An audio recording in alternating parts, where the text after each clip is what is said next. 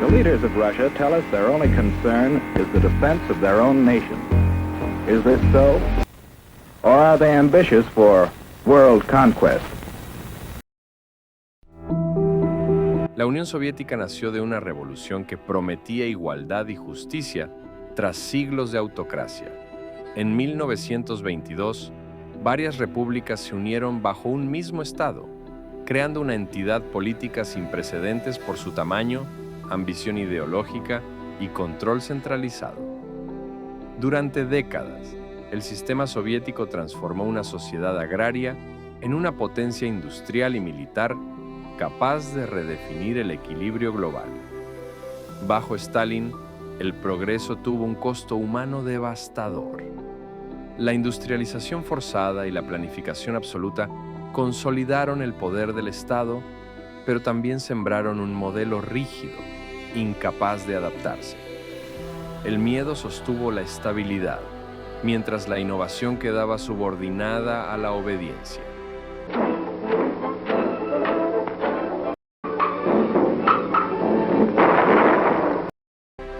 Tras la Segunda Guerra Mundial, la Unión Soviética emergió como vencedora y superpotencia.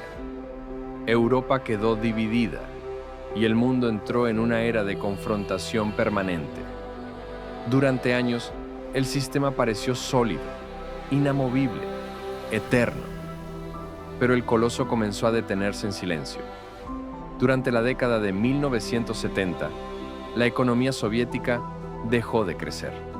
La productividad se estancó, la tecnología quedó rezagada y los bienes básicos escasearon. El aparato estatal seguía funcionando, pero ya no avanzaba.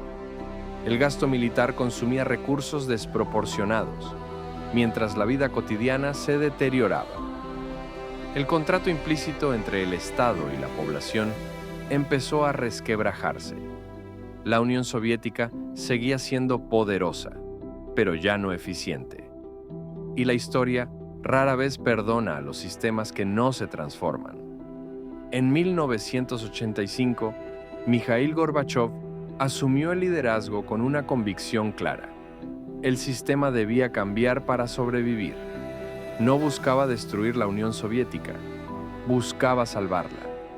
La Glasnost permitió que la verdad emergiera tras décadas de silencio. La censura retrocedió. Los errores históricos salieron a la luz. La crítica dejó de ser delito. La perestroika intentó reformar la economía desde dentro, introduciendo autonomía y responsabilidad. Pero al debilitar los viejos mecanismos sin construir nuevos, el equilibrio se rompió. La apertura liberó fuerzas que el Estado ya no podía controlar. Cuando Moscú dejó de intervenir militarmente en Europa Oriental, el mensaje fue claro. Los regímenes comunistas comenzaron a caer uno tras otro. En noviembre de 1989, el muro de Berlín se abrió. No cayó por una orden militar, sino por la presión de la gente. El símbolo más poderoso de la Guerra Fría dejó de cumplir su función. El mundo entendió que el sistema soviético ya no impondría su voluntad por la fuerza. Dentro de la propia Unión Soviética, las repúblicas comenzaron a reclamar soberanía. No era una revolución ideológica, era una ruptura estructural. Las economías regionales colapsaban, el poder central perdía autoridad y el nacionalismo llenaba el vacío.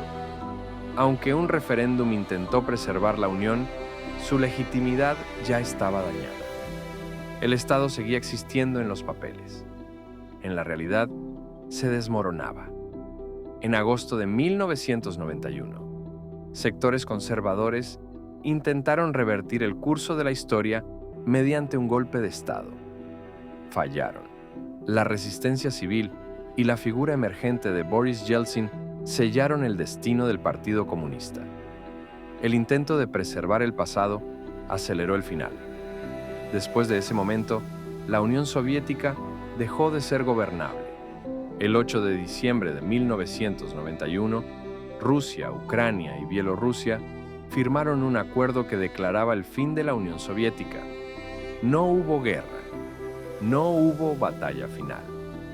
El 25 de diciembre, Gorbachov renunció. La bandera roja fue arriada del Kremlin. Un día después, el Estado dejó de existir legalmente. 15 nuevos países surgieron de su colapso. El orden bipolar terminó y Estados Unidos quedó como potencia dominante. La caída de la URSS redefinió fronteras, alianzas, economías y conflictos que aún hoy siguen activos. No fue solo el final de un país, fue el final de una era. La Unión Soviética no cayó en un solo día. Cayó cuando dejó de responder a su gente. Cayó cuando el miedo ya no sostuvo al sistema. Cayó cuando la historia siguió avanzando. Y el Estado no pudo hacerlo con ella.